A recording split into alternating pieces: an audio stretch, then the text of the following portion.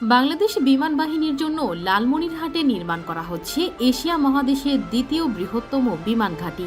এই বিমান ঘাঁটিটি ভারতের শিলিগুড়ি করিডোর থেকে মাত্র 12 কিলোমিটার দূরত্বে অবস্থিত।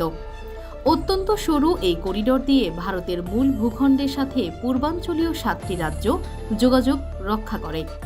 লালমনিরহাট বিমানবন্দর থেকে মাত্র 2 মিনিটে ভারতের শিলিগুড়ি করিডোরে হামলা করা সম্ভব। বাংলাদেশের চিকেন নেকের এত কাছাকাছি বিমান ঘাঁটি নির্মাণ করায় আপত্তি জানিয়েছে ভারত। বাংলাদেশের কৌশলগত নিরাপত্তার জন্য লালমনিরহাট বিমান ঘাঁটি খুবই গুরুত্বপূর্ণ। এই বিমান ঘাঁটি ভারতের চিকেন নেকের ওপর নিঃশ্বাস ফেলছে। বাংলাদেশ বিমান বাহিনী খুব শীঘ্রই এই বিমান ঘাঁটিটি চালু করা হবে। এই বিমান ঘাঁটি চালু করতে পুরোদমে কাজ শুরু করেছে বাংলাদেশের প্রতিরক্ষা মন্ত্রণালয়। লালমনিরহাট বিমান ঘাঁটি চালু হলে চিকেন নেক দিয়ে ভারতের দুশ্চিন্তা আরও বাড়বে, কারণ চিকেন নেক দিয়ে ভারত তাদের মূল ভূখণ্ডের সাথে পূর্বাঞ্চলীয় 7 রাজ্যের যোগাযোগ রক্ষা করে। বন্ধুরা, আজকের এই প্রতিবেদনটিতে আমরা জানাবো লালমনিরহাট বিমান ঘাঁটির কাজ সম্পন্ন হলে বাংলাদেশ ভারতের ওপর কতটা প্রভাব বিস্তার করতে পারবে, তাই তুলে ধরব আজকের প্রতিবেদনে। লালমনিরহাটের বিশাল এই বিমান ঘাঁটির ইতিহাস আজ থেকে প্রায় 100 বছরের পুরনো। 1931 সালে ব্রিটিশ সরকার এই অঞ্চলে বিমান ঘাঁটি নির্মাণ করে। শুধু তাই নয়, দ্বিতীয় বিশ্বযুদ্ধ চলাকালে এই বিমান ঘাঁটি ছিল মিত্রবাহিনীর একমাত্র ভরসাস্থল। পরবর্তীতে 1947 সালে এই বিমান ঘাঁটির কার্যক্রম বন্ধ হয়ে যায়। দেশ স্বাধীন হওয়ার পর 1972 সালে বাংলাদেশ বিমান বাহিনীর হেডকোয়ার্টার স্থাপন করার সিদ্ধান্ত নেওয়া হয় লালমনিরহাট বিমান ঘাঁটিতে, কিন্তু শেষ পর্যন্ত ভারতের আপত্তির কারণে লালমনিরহাটে বিমান ঘাঁটি স্থাপনের কাজ বন্ধ রাখা হয়। এরপর থেকে পরিত্যক্ত অবস্থায় পড়ে আছে বাংলাদেশের এই গুরুত্বপূর্ণ বিমান ঘাঁটি। লালমনিরহাট বিমান ঘাঁটির আয়তন প্রায় 2000 একর পর্যন্ত। তাছাড়া এই বিমানবন্দরে 4000 কিলোমিটারের রানওয়ে রয়েছে। বিশাল এই বিমানবন্দর থেকে অসংখ্য যুদ্ধ বিমান অপারেট করা সম্ভব হবে, যেটি ভারতের দুশ্চিন্তার অন্যতম কারণ লালমনিরহাটের বিমান ঘাঁটিটি এতটাই বিশাল যে এই ঘাঁটি থেকে কমপক্ষে 50 থেকে 70টি যুদ্ধ বিমান একসঙ্গে উড্ডয়ন করতে পারবে। লালমনিরহাট বিমান ঘাঁটির আয়তন বিশাল হওয়ার কারণে এই বিমান ঘাঁটিকে 3টি অংশে বিভক্ত করা হবে। এর একটি অংশ সবসময় মোতায়েন থাকবে বাংলাদেশের যুদ্ধ বিমানগুলো, অপর একটি অংশ ব্যবহার করবে সাধারণ যাত্রীবাহী বিমানগুলো, এবং শেষ অংশ ব্যবহার করা হবে বিমান বাহিনীর পাইলটদের শিক্ষা, প্রশিক্ষণ এবং মেইনটেনেন্স পরবর্তী উড্ডয়নের কার্যক্রমের জন্য।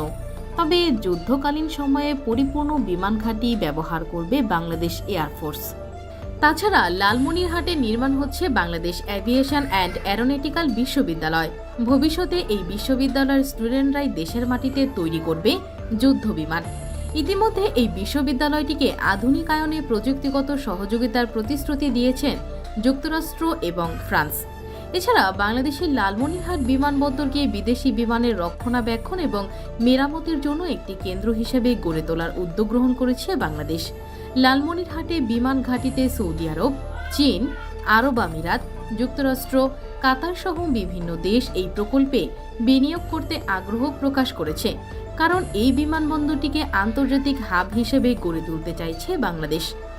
একটি পরিপূর্ণ বিমান ঘাঁটি নির্মাণের জন্য 400 থেকে 500 একর জমি যথেষ্ট।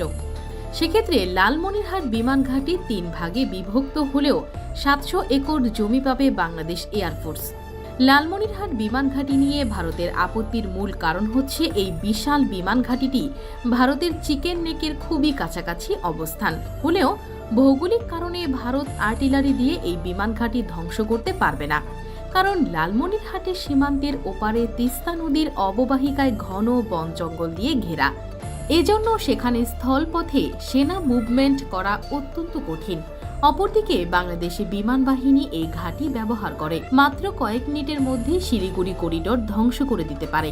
আর শিলিগুড়ি করিডোর ধ্বংস করে দিতে পারলে ভারতের মূল ভূখণ্ডের সাথে দেশটির পূর্বাঞ্চলীয় 7 রাজ্যের যোগাযোগ সম্পূর্ণ বিচ্ছিন্ন হয়ে যাবে। লালমনিরহাটের বিমান ঘাঁটি নিয়ে ভারতের সবচেয়ে বড় ভয়ের কারণ এই বিমান ঘাঁটিটির আধুনিকায়ন এবং সংস্কার কাজ করবে চীনের প্রতিষ্ঠান। তবে ভারত এটি নিয়ে তীব্র আপত্তি জানালেও বাংলাদেশ ভারতের এই আপত্তিটিকে খুব একটা পাত্তা দেয়নি। বিগত ভারত মদতপুষ্ট শেখ হাসিনা সরকারের ওপর ভারত চাপ প্রয়োগ করলে এই বিমানবন্দরের কাজ বন্ধ হয়ে যায়।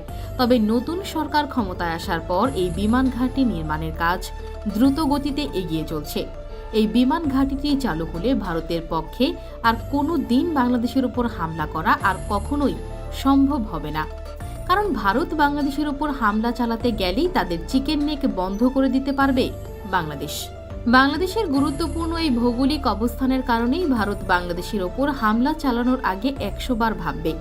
যুদ্ধকালীন সময়ে বাংলাদেশ যদি শিলিগুড়ি করিডোর বন্ধ করে দেয়, তাহলে ভারতের কোনো রসদ পৌঁছানো সম্ভব নয় এই অঞ্চলে।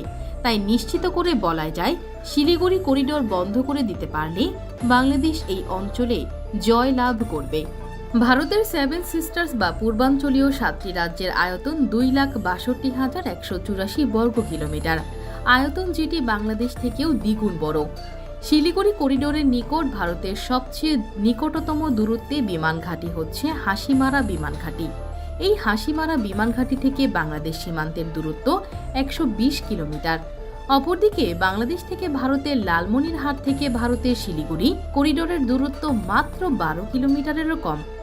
তাছাড়া ভারতের হাসিমারা বিমান ঘাঁটির রানওয়ে মাত্র 2.1 কিলোমিটার, যেখানে লালমনিরহাট বিমান ঘাঁটির আয়তন 4 কিলোমিটার। আয়তনে ভারতের হাসিমারা বিমান ঘাঁটির তুলনায় বাংলাদেশের লালমনিরহাটের বিমান ঘাঁটি দ্বিগুণেরও বেশি বড়। তাই এই বিমান ঘাঁটির নির্মাণ কাজ সম্পন্ন হলে নিশ্চিতভাবেই চাপে পড়বে ভারত। তবে সদ্য নির্মিত এই বিমান ঘাঁটিতে নিজেদের অবস্থানকে শক্তিশালী করতে আধুনিক যুদ্ধ বিমান প্রয়োজন। যদিও 2030 সাল নাগাদ আধুনিক যুদ্ধ বিমান ক্রয়ের প্রক্রিয়া চলমান রেখেছে বাংলাদেশ।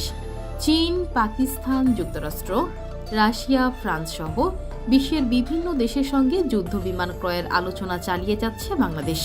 খুব শীঘ্রই নতুন আরও আধুনিক যুদ্ধ বিমান বাংলাদেশের বহরে যুক্ত হবে।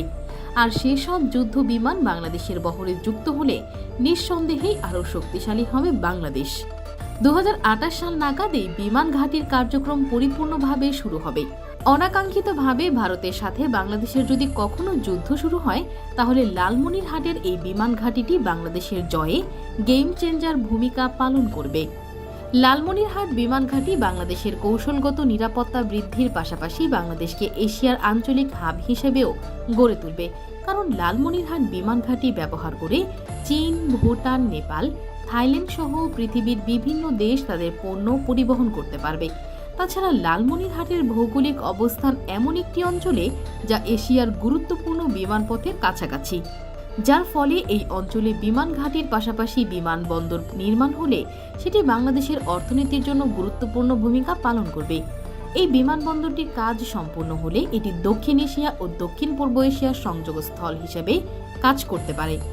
তো বন্ধুরা, আপনার কি মনে হয়, ভারতের আপত্তিকে পাত্তা না দিয়ে লালমনিরহাট বিমানবন্দরের নির্মাণ কাজ দ্রুত শেষ করা উচিত?